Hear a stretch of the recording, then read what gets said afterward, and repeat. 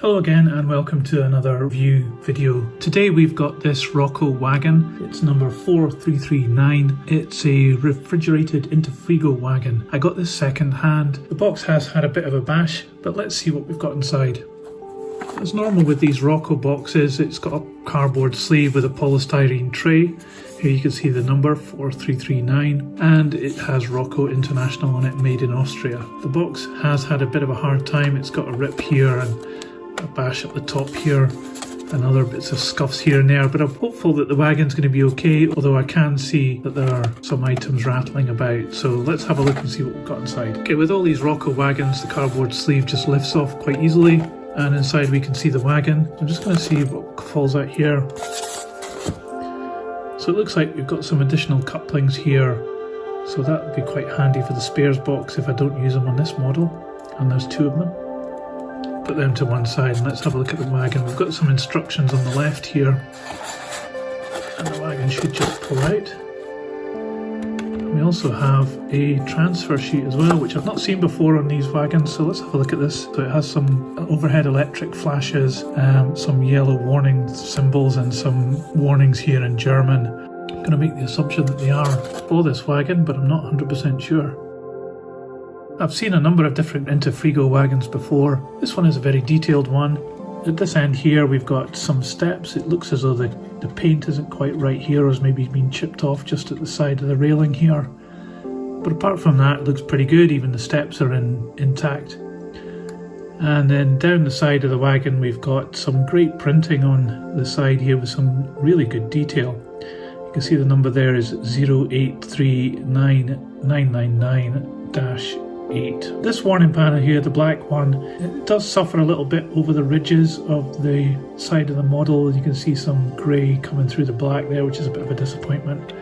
But apart from that, the printing is very good on the side of this wagon. So also up at this end you can see that it has a moulded handrail on the edge of the wagon here, so I think that would be very easily broken off. But this one doesn't have it broken off, which is great. It has one on each side. And also the steps up the end here are moulded in plastic.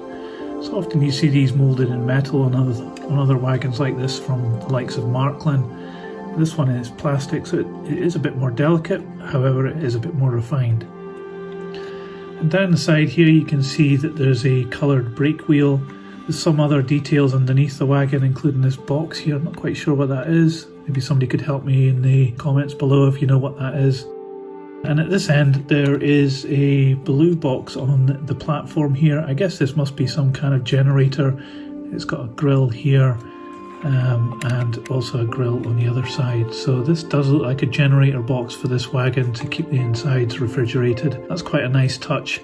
It's got ladders here going up to it on both sides and some nice detail on the generator itself.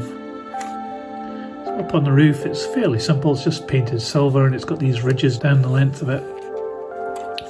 And the doors there have moulded in locks as well.